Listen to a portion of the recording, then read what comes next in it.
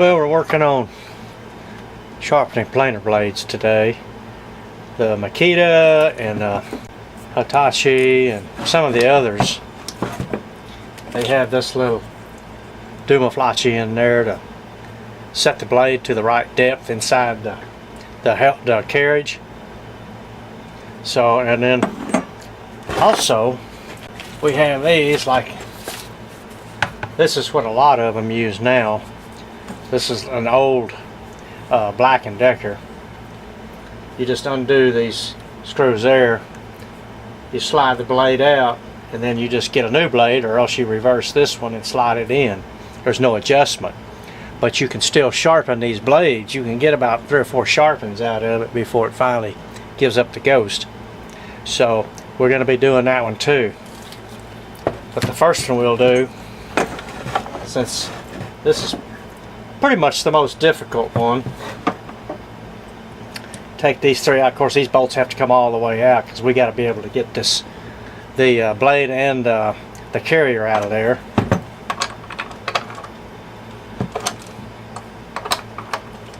And sometimes if you're in a hurry, all you got to do is just sharpen one blade, because sometimes you're out on a job, you just want to get done with it and get the heck out of there, go to the next job, or it's getting late, or whatever the case may be.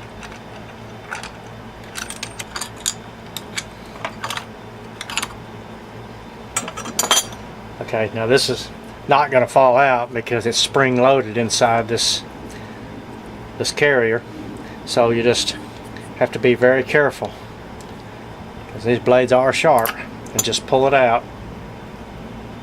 And then what we'll do now is we give it the old sharpener, just a regular belt sander, or because being that this is about 3 to 4 inches wide, you can put this across the whole belt, and then you get a straight cut across here. If you try to use a grinding wheel, you know, you may divot down in the center, or you could divot on each side, and then of course then you've got a really messed up blade. But in any case, first thing you want to do, if you got some kind of a straight edge that it's not even going to be noticeable on your final planing anyway, because there's so very little. Now if there's a lot, then you'd really have to grind on this thing to get it straight across. The higher grit sandpaper, if you can find a 150-200 grit, you know, that's absolutely wonderful. This is 100 grit, but it's wore down enough to where it not going to have those little sharp points, so it'll kind of null the effect of being a pretty rough sandpaper. But the finer the sandpaper, the better the blade you're going to have. You want to be able to darken the whole blade. You can use the marks a little, or whatever the heck you got. Alright.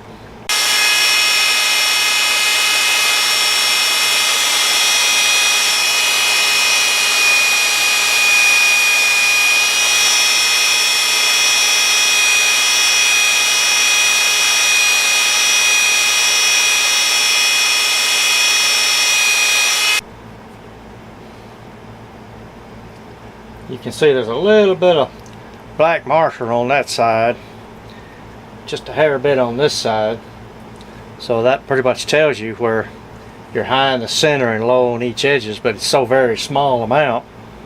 But you still need to try to get it off of there, so we may have to run it a little bit more and see if we can get that off.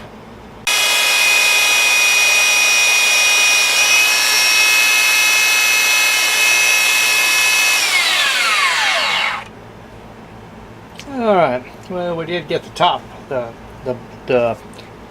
we did get the edge of the blade, got the whole bottom, but that's probably from when I was using 2 fingers and pushing too much on one side, because a lot of times when you get this thing set up and then you see it hit the edge, and that's where you want to stop, but sometimes you get a little ahead of yourself and you push down a little bit too hard on one side or the other, and then that's what gives you that. And plus, you should always keep moving it around, but in any case. Alright, let's set this thing up. Just remember, when you're handling this thing, this edge is really, really sharp, so be very careful.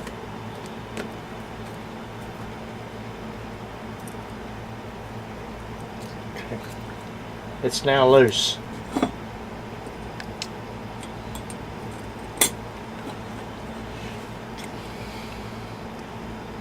Okay, you want to push just this little black retainer ring. You just want to push this black retainer ring and get it between this spring and this screw. And you'll hear it snap in there. But you got to make sure you get both sides.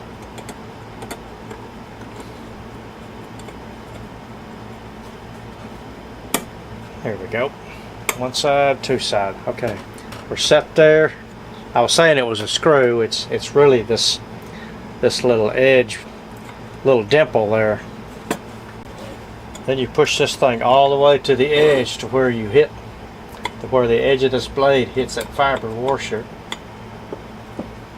And you want to keep a little pressure on that blade, and then tighten these two screws down. Snug them both down first, and then really put the bite on it.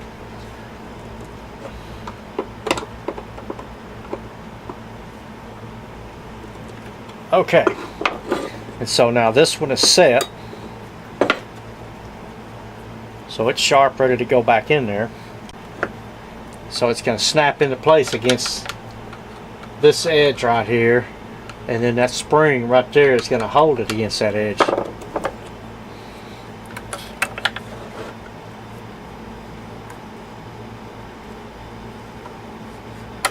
There you go.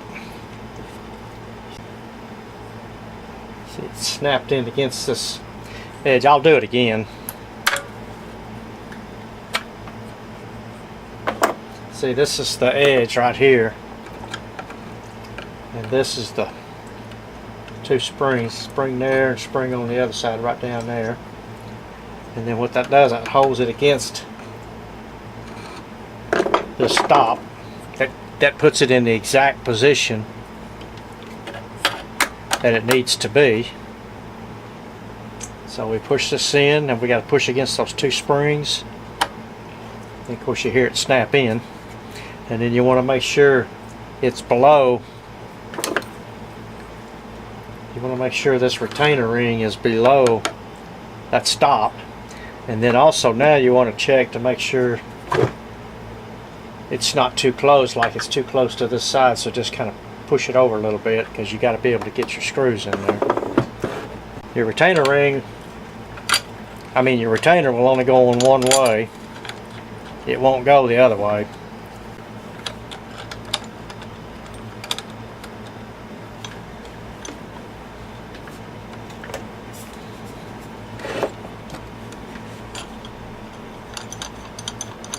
You just want to run it down. You don't want to go too far.